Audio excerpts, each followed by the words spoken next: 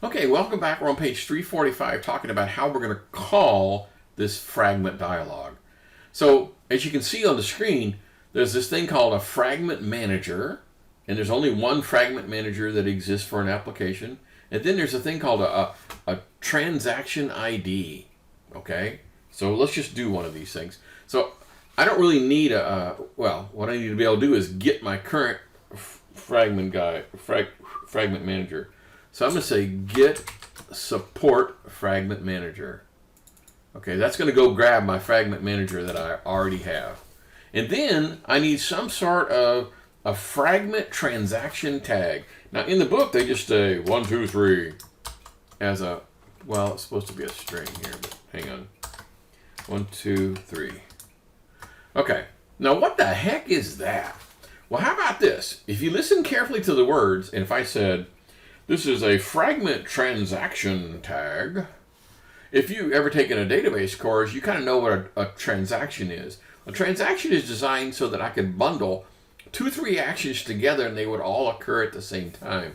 So for example, remember the example here where they had the this thing, right? Well, I wanted the left-hand side and the right-hand side to morph at the exact same time. In other words, like maybe have like a cool little fade out and fade back in kind of a thing. I don't know. So anyway, I wanted the 2 fragments to occur simultaneously. I didn't want one to occur and then followed by the second. I wanted them to both occur at the same time. And so it's done through a transaction. So in other words, when you give the machine, talk to the fragment manager and say, these 3 things are using the same ID. When it comes time to launch one, it says, whoa, all these other come along for the ride. So it's just like you might think in a database world where the transaction means I want all these things to happen. Now in our particular case, come on, we only have one thing, so it's kind of dumb. Okay, so let's just run this and see what the heck we get. So let me go up here and hit the button. Switch on over to our cool little guy. Wait for it to come up. Hopefully I didn't make any mistakes.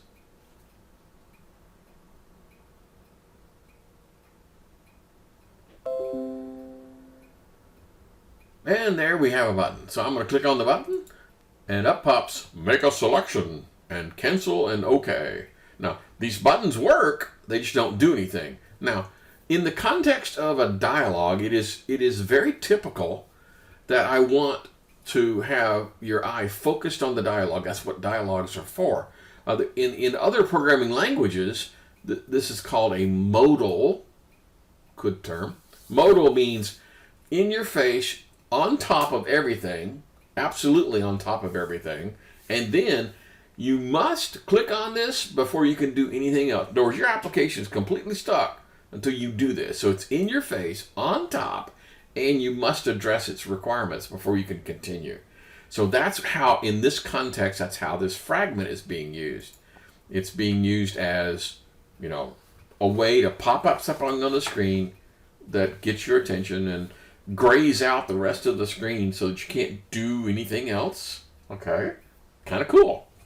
Okay. Now, there's a section in the book, starts on page 346, where they do this note to self app. I'm not going to demo that here in the lecture. So I'm going to skip around a bit to find some juicy bits. So, naming convention on page 346. Now, we've talked about this a lot in different pieces, but now we get to kind of roll it all up into one. All right, so we already have a bunch of naming conventions that we've used. For variables, just a plain old everyday variable, we typically use lowercase, like that's a variable right there. Cool? No big deal. For classes, we use Pascal case, which means the first letter is capitalized, and so that's how we did it there. Cool? For constants, I don't have any constants, but if I had one, I usually put those in full caps, right? So, hey, what the heck? Let's do one up here. So I'm just going to say, you know, whoa, I have my caps lock on. A final integer, I don't know, num equals 12, like that. Okay, so constants are typically all uppercase. Widgets, now widgets I use Hungarian notation a lot. And so, for example, a button would be in something, and a text view would be TV something, and an edit text would be ET something. So that's Hungarian notation. So now we need to talk about the naming convention for everything that's in the resources part. Now, I mentioned to you before that one of the weirdest thing is whenever you create a resource, the resource name has to be lowercase. Now let's just see if they're lying. Let's just go pick one of these guys. And so I'm gonna go directly to the code here. And so here's an XML and a vector guy. These don't actually have any names. That's a dumb idea. Let's go to this one. Whoops. Okay. The idea is that these guys have to be all lowercase. See how it says like IC launcher? Even things that you drag and drop, like dragging and dropping a PNG file or graphic file into the bitmap, it has to be lowercase, which is kind of weird. So all the resources have to be lowercase for whatever resource, whatever need. So this kind of brings up, skipping a bunch, brings up the thing about on page 352. They talk about it in a little bit more detail about using the XML file instead of the text. So right here, for example, I've got this thing called button. And I don't want to have a hard-coded name for my button. I guess I should have come up with a better name for button. Hey, can I do that now? You guys allow me to kind of undo this. So I'm gonna click through and get back to normal stuff. Okay, cool. So I'm gonna go back to the designer and I'm gonna change this thing because I don't want the button to be called that. I'm gonna call mine, I don't know, button do it. How's that for an ID? And then the text I want to be just do it like that. Okay, cool. Now, one of the things that's kind of weird, we've been kind of ignoring this part right here where you get a little warning. It says hard-coded string should be using a string resource. Ooh, really? Well, is there a cool way that I could just take this and convert that guy?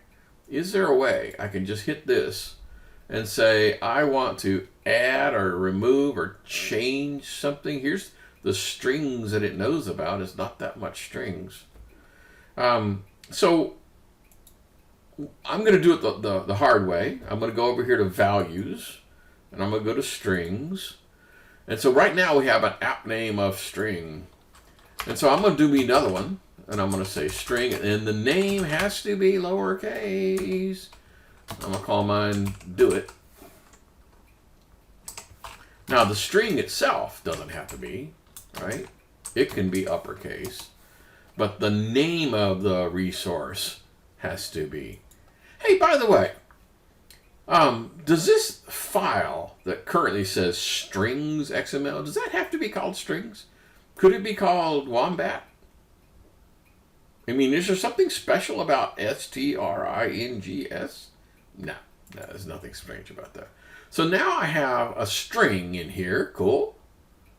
So now we can go back to where it complains and say, hey, man, I don't like that. It says use at. And then do it. And now my little yellow thing goes away for the first time in the course. My little yellow triangle has finally gone away. Okay. Okay, let's just remember why we're doing this. The idea is that I might want to have these things translated, and therefore I could just send you an XML file. And you might think, well, that seems like a lot of trouble. In reality, there is actually a way that after my machine has, my application has been compiled and ready to go, right? And then 6 weeks later, somebody comes up and says, well, here's the Russian translation. I can actually just insert that XML file into the document, into the manifest, and re-sign it without having to recompile the application over again. In other words, the application is done, and I can still add other languages. Isn't that pretty cool? After it's completed. That's pretty neat. So if somebody says, hey, man, you misspelled something. Okay, fine. Just go in there, good, make a change, and presto changeo. Now your application has the correct French spelling for the word kumquat. Okay, cool. Whew. Okay. So most of the time you do this in the designer. Yes, there are some really cool tricks that you can use to do this. I'm going to go ahead and just click on the strings guy. And see, there's a thing here that says Open Editor. Now, I use this because in this example, the strings are just like one line long, right? But sometimes it could get rather large. And so I'm going to hit the editor, and I can go in here now and start doing some more things. I can add more things, add a key, and when I get to this point, if I can get this little message to go away. So let's just do one, okay? I'm going to go in here and I'm going to say the key is going to be poem.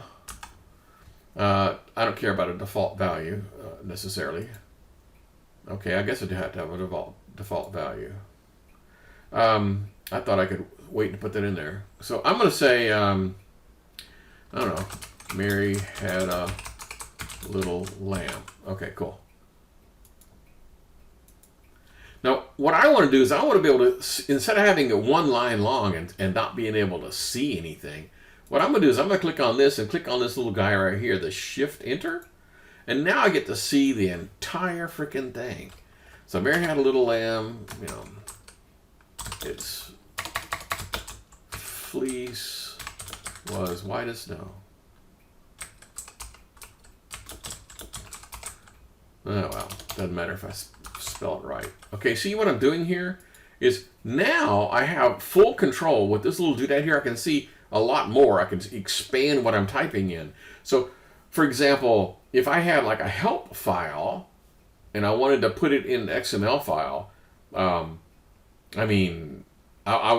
basically just want to copy and paste from a text file. Like if I gave you a note, a TXT file, and I said, "Hey, I want this as a string," you just go to the notepad, you'd light it all up, you go here and you hit paste, and boom, and you'd get to see everything that's in here by pasting it at this location. So this is a really cool way of being able to like manage all of your strings, and you could even do your translations here, but that's not what we're gonna do here. We're just gonna use good old English. Okay, so from the designer, I can do them one at a time, or I can go in here and add them the way I did it to get a bigger, dialog box, whatever you want to call that thing.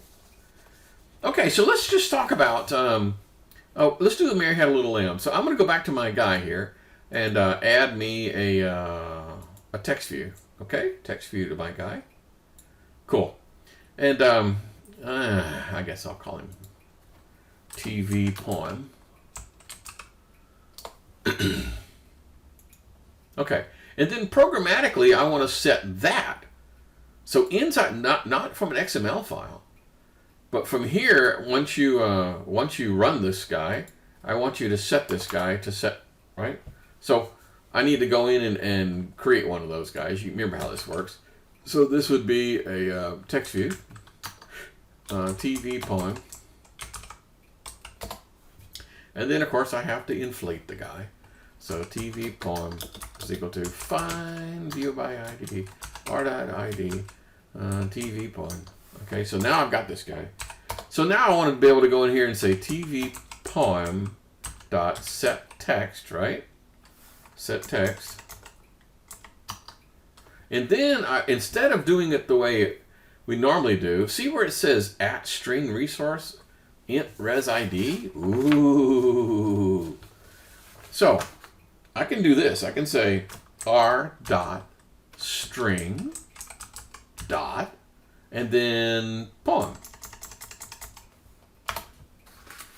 So this is a way from inside your Java code. Now, to do it at the designer, I just need to use the at thing, right? At string whatever, but I don't necessarily have the at string thing here. So inside Java, I have to use this little cool thing where I do the get string. Okay, we're coming up on the 15-minute mark, so we'll catch this up in just a second.